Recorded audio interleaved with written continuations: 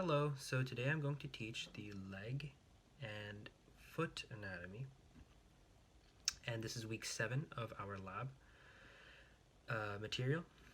So first of all, I'm going to go over the bones,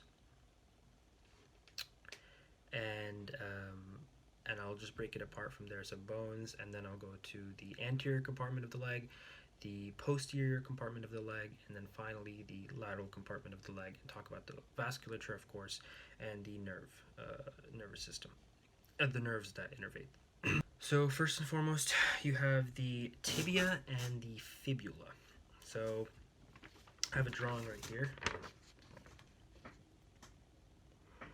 And so you can see the tibia is bigger.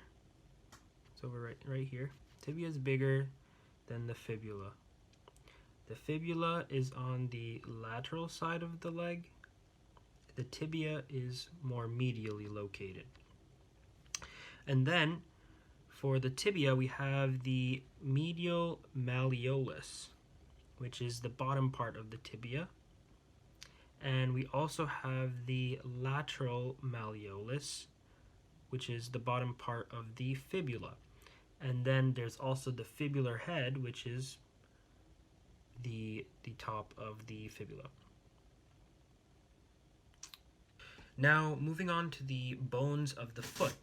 So we have here the calcaneus, the talus, the navicular, the cuboid, the medial, intermediate, and lateral cuneiforms, metatarsals, and phalanges, the proximal, the intermediate, and the distal. So there are 3 phalanges per toe, except for the big toe. The big toe has 2 phalanges, the distal and the proximal. And then we have 5 metatarsals for the 5 toes, and we have 7 tarsal bones. And so I'm going to go over it with you with a drawing that I have over here. So let's put that into frame. There we go. Alright, so we have here the at the bottom part of the foot, the calcaneus bone. Then we have right here is a piece of cartilage that is the talus, which sits on top of a bone, and so that's the whole thing is the talus. Then we have the navicular, which sits right on top of it. It's sort of like a curved bone. Then we have on top of the calcaneus, we have the cuboid. Kind of looks like a enlarged cube. And then we have over here 3 cuneiforms. Now, if we orient ourselves to the big toe, if you look at your own big toe, it is medially located. And so we have 3 cuneiforms, and it starts off, the one right below the big toe is the medial cuneiform. Then we have in the middle, intermediate cuneiform, and then finally, all the way interiorly, is the lateral cuneiform. And then we have up here, like I said, the 5 metatarsals. 1, 2, 3, 4, 5. One is the first digit is the big toe, of course, and the 5th digit is the pinky toe. And then the big toe is the only exclusion here that has the 2 phalanges, the proximal right here, and then the distal is up top, the furthest away. Then all the other 4 digits, 4 toes, have 3 phalanges. So you have the proximal right here, and then then the intermediate, and then the distal.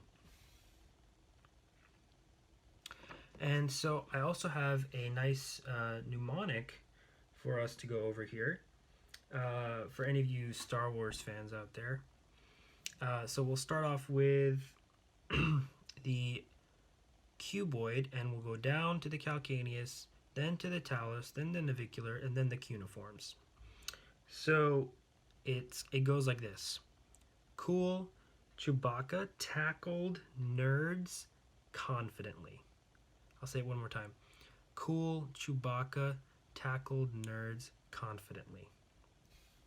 I think it's cool. So now that we learned the bones of the leg and the foot, I'm going to relate this to our lecture content. So in the lecture, we learned about the formation of the ankle. And so you got the tibia and the fibula. And like I showed you here, I'm going to bring up the drawing again. The tibia has the medial malleolus and the fibula has the lateral malleolus. And that nice fixture right here sits right on top of the talus. Now this is as if you're looking at a top view of the foot. So the talus is the perfect spot for where that medial malleolus and lateral malleolus sort of lock in place.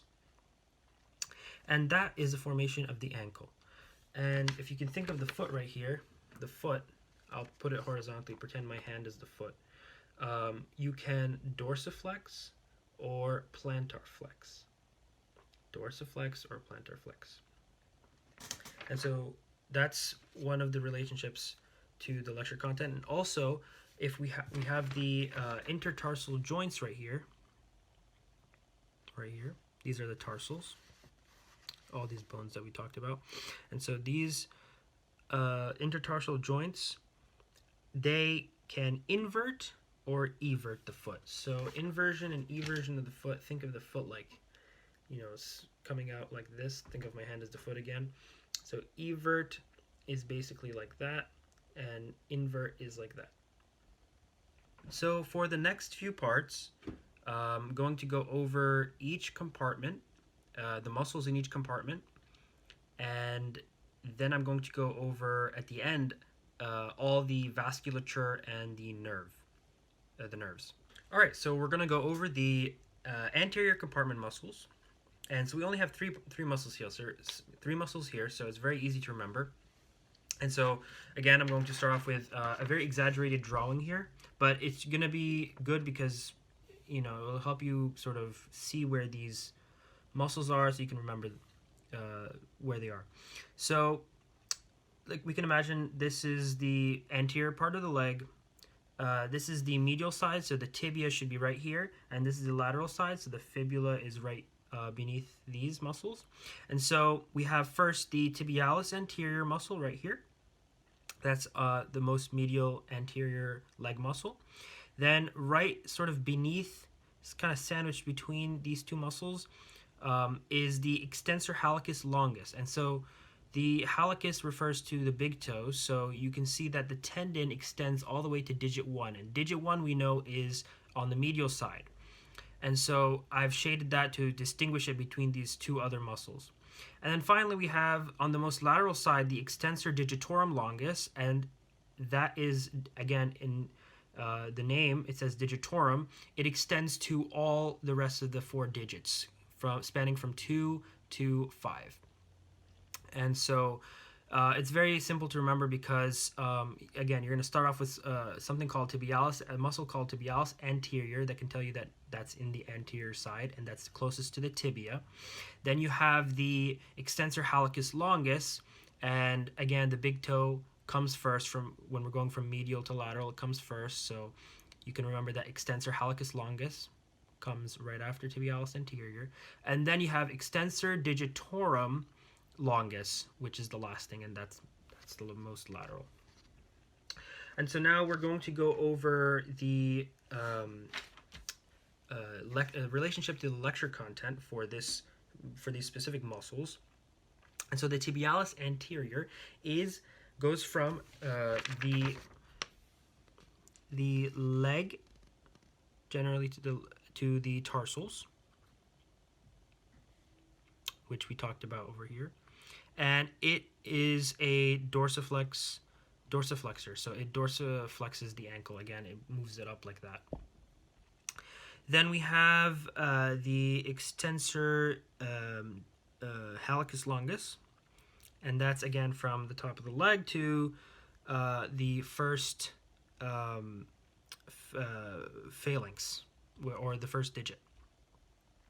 And so that also dorsiflexes the ankle, and it extends the big toe. So extension of the toe would look like this. Imagine my finger is the toe, it would be going sort of up like that. And flexion would be down like this, but so yeah, you can imagine extension is sort of, you push it up. And then finally we have the extensor digitorum longus from the leg to all the rest of the digits, 2 to 5, and it also dorsiflexes the ankle, and it extends the toes. So now we're moving on to the posterior compartment muscles. So we have the posterior compartment muscles are split into the superficial, and then we also have the deep muscles. So we'll go over the superficial first. So there are two parts of the superficial because I want you to see what's on the top first, the topmost, and then what's right beneath that, basically. So first you have this first drawing right here, you can see. So this is the medial side, and that's the lateral side. And we have two heads, and both are illustrated as the gastrocnemius. So that's the first superficial muscle. And that's just a tendon, but it's not on our week's material to learn. So that's the gastrocnemius muscle with two heads on the posterior leg. All right. Then we have the second part of the superficial muscles. So we have, starting on the top, we have this muscle going down. If we can think this part, imagine this is the knee joint right here. This muscle right here is the plantaris muscle that has this long tendon going down to the ankle. Then right beneath that is the popliteus muscle, which also wraps around the knee. So these two wrap around the knee. And then we have the soleus muscle, which is this big muscle right here. And all of these are sort of right underneath the gastrocnemius, but are still considered superficial. And this is, again, just a tendon, but if seen as it is cut over here. So now, before going on to the deep posterior muscles, I'm going to go over basically the superficial muscles again and how they relate to what we talked about in lecture. So basically their functions. So again, I'm going to pull up the gastrocnemius right here. And so the gastrocnemius has a very important function because it, as you can see with the tendon that it has, it wraps around or touches the ankle or the calcaneus, as we learned before, of the foot, the calcaneus bone, which you can imagine is right here. And so it plantar flexes. So again, if you can think of my hand as a foot, plantar flexes, it goes like that. And so it plantar flexes the foot, the ankle, and it flexes the knee. So the gastrocnemius right here, as you can see, you can imagine the knee joint right here. So it's attached to the knee joint, and it flexes the knee.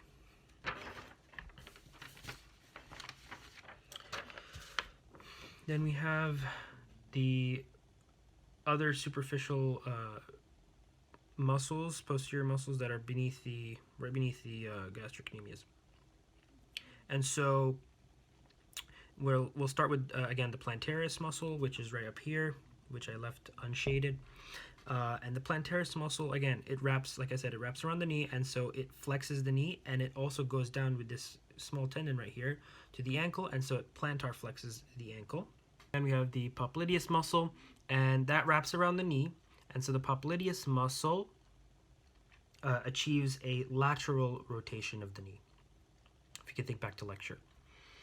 And then finally we have the soleus muscle, and its function is via this tendon, plantar flexing the ankle.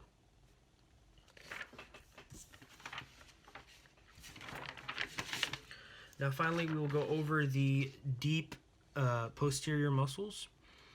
And so for the deep posterior muscles, we have, we'll start off with the the one on the top right here, which is the tibialis posterior. That's very easy to remember because, again, it is wrapping around the tibialis, the tibia bone, and but this time on the posterior side. So that's why you can distinguish between the tibialis posterior and the tibialis anterior. Very simple. Then you have the flexor digitorum longus right here, and then you have the flexor digitorum, the flexor hallucis longus, excuse me. Now, interesting thing about the arrangement of these two muscles versus the ones on the anterior is that on the anterior side is that on the posterior side, these two flexor digit muscles are sort of switched in arrangement. So the way you can remember them is, so this is we see this is the medial side with the big toe here, and this is the lateral side with the fifth digit right here. It's basically just flipped. It's not in order of the digits, even though the flexor hallucis longus reaches down to the first digit, and the flexor digitorum longus goes the opposite way. So they sort of intersect here, and they sort of overlap. So in the relationship to the lecture content again, for these deep posterior muscles, we can see that the tibialis posterior, it goes sort of beneath these muscles, and it attaches to the ankle down here, and so that it's responsible for plantar flexing the ankle. The flexor digitorum longus is also part. Its function is to plantar flex the ankle, but it also flexes the 4-digit toes that it is attached to. And flexion of the toes is, if you can imagine my 4 fingers as the toes, flexion is like that. And then finally, you have the flexor hallucis longus, and that also plantar flexes the ankle, and specifically flexes the big toe. Excuse me. A nice mnemonic I have for the posterior superficial leg muscles is gorillas produce powerful swords. Gorillas produce powerful swords. I can show you right here. We have the gastrocnemius gorillas. And then we start off with the plantaris muscle right here, produce, popliteus muscle, powerful, and then soleus muscle, swords. Gorillas produce powerful swords. I hope that helps you remember. Now that we finished the posterior leg muscles, we'll go over the lateral leg muscles that are on our week's material. And so here's the lateral view. And you can imagine the fibula is down here underneath these muscles, or attached to these muscles. And so we have the fibularis longus down here, and then the fibularis brevis. And if we relate this back to the lecture, these two muscles go from the fibula to the metatarsals, as we learned, in the foot, and their action is to evert the foot, eversion of the foot. And we, again, if you imagine my hand as the foot, eversion is sort of lifting it, if you think of it on its lateral side, lifting it towards the top like that. Inversion is just the opposite side. So now I'll go over the leg vasculature and innervation. So I've created a chart here. So we have muscle compartment, vasculature, and innervation.